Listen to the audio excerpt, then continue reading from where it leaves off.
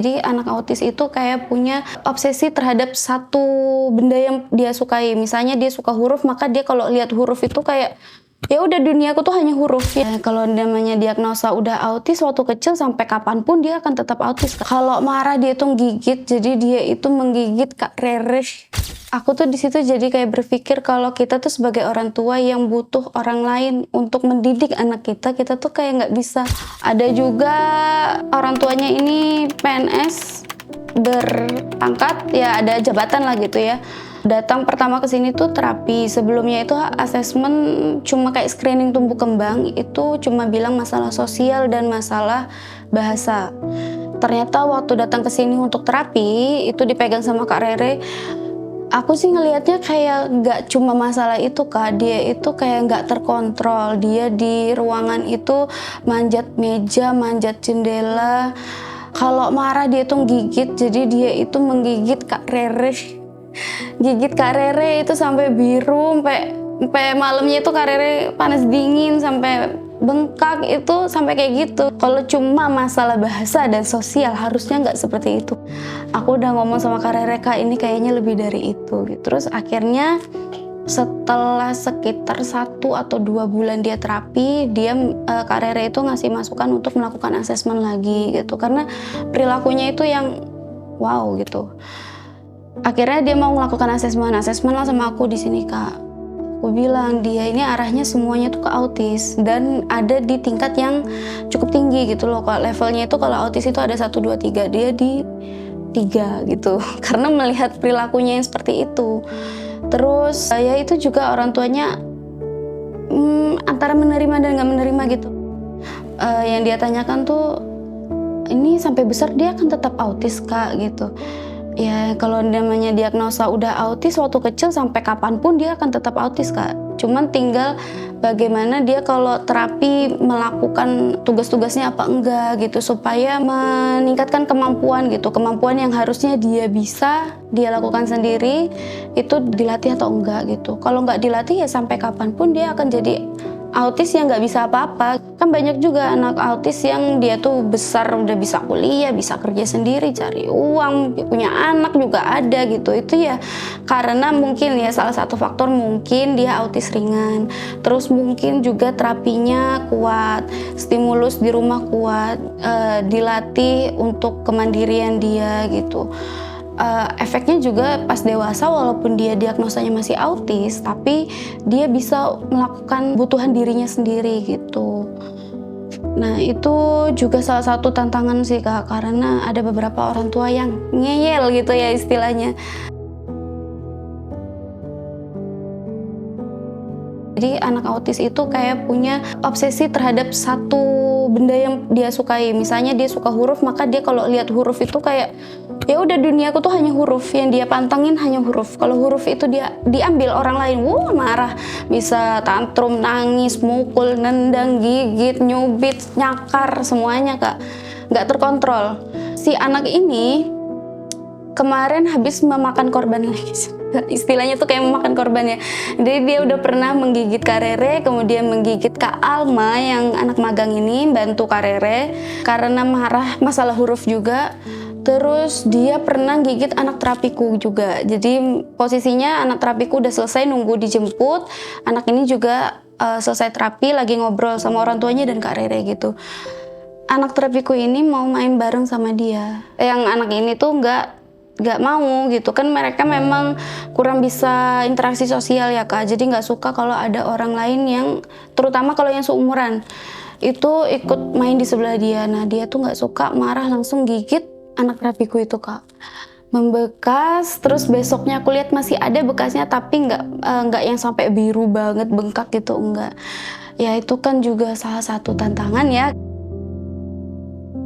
Ini orang tuanya udah dikasih tahu anaknya supaya mengurangi dulu tentang huruf karena anaknya obsesi banget sama huruf. Nah ini tuh selalu dikasih Kak, dikasih terus karena orang tuanya tuh menganggap bahwa anakku ini udah umur 4 tahun, udah waktunya belajar huruf, udah waktunya dia belajar baca. Kalau menurut Kak Rere, orang tuanya ngomong kayak gitu. Kak Rere cerita ke aku gitu Kak, jadi ngeyel dikasih tahu gitu. Sedangkan dia aku kasih saran waktu asesmen itu untuk stop dulu tentang huruf biar dia punya minat lain, ketertarikan lain selain huruf. Ya itu orang tua yang ngeyel seperti itu tuh yang susah banget. Kadang kan mereka datang ke kita butuh buat masukan, butuh buat anaknya diobati, anaknya disembuhkan istilahnya ya Kak, butuh anakku harus gimana ya supaya bisa sesuai perkembangannya gitu. Tapi dikasih masukan mereka nggak bisa nerima, itu susahnya di situ Kak. Kadang makanya kami kalau ngobrol itu ya sama kakak-kakak terapi, ini yang perlu diterapi orang tuanya ini Kak, bukan anaknya.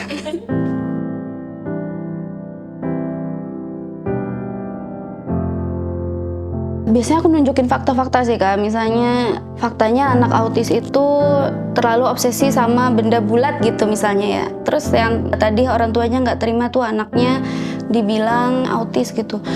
Ini loh Bun, faktanya itu dia kemarin waktu saya suruh pegang water beads dia nggak mau. Itu kan karena masalah sensori pada anak autis ya. Dia nggak mau megang water beads dan dia maunya kelereng. Kelerengnya saya masukin ke water beads dia marah, kelerengnya dia buang.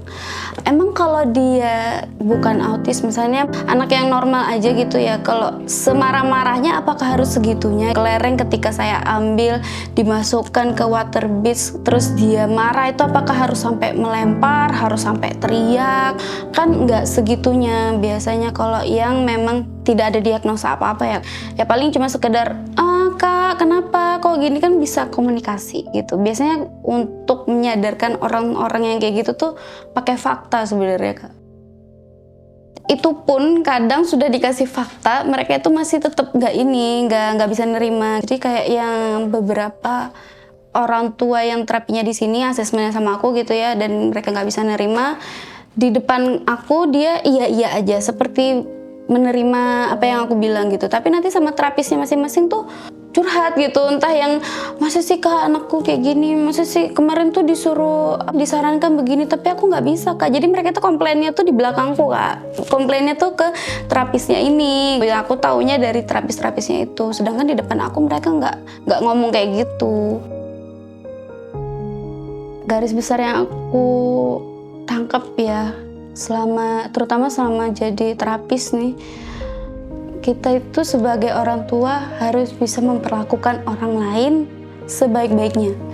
Kenapa? Karena aku ada pengalaman, aku menterapi anak ini diagnosanya autis. Tapi sikapnya orang tuanya ini tuh kayak kurang enak gitu. Kadang itu kayak suka semena-mena. Terus kalau dia marah itu suka mengeluarkan kata-kata yang menyakitkan gitu, menyakitkan hati banget dan nyelekit banget. Aku tuh di situ jadi kayak berpikir kalau kita tuh sebagai orang tua yang butuh orang lain untuk mendidik anak kita tuh kayak nggak bisa seenak hati kayak merasa aku nih yang membayar kamu loh, ya terserah aku lah mau ngomongin kamu kayak gimana, ya itu ya hakku gitu, aku yang bayar kok. Aku ngerasanya dia kayak gitu dan aku tuh jadi refleksi ke diriku sendiri supaya aku tuh nggak kayak gitu ke orang lain. Aku menyerahkan anakku untuk diajarkan ke orang lain gitu ya. Aku sebisa mungkin menghargai dia, berterima kasih, menjaga ucapan ya supaya nggak menyakiti dia. Takutnya kalau misalnya ngomongku kasar terus yang mengajarkan anakku ini sakit hati terus melakukan hal-hal yang negatif ke anakku, kan jadinya berdampak ke diriku sendiri ya, ke anakku juga. Nah itu salah satu pelajaran yang aku tangkap ketika jadi terapis karena menghadapi orang tua yang seperti itu.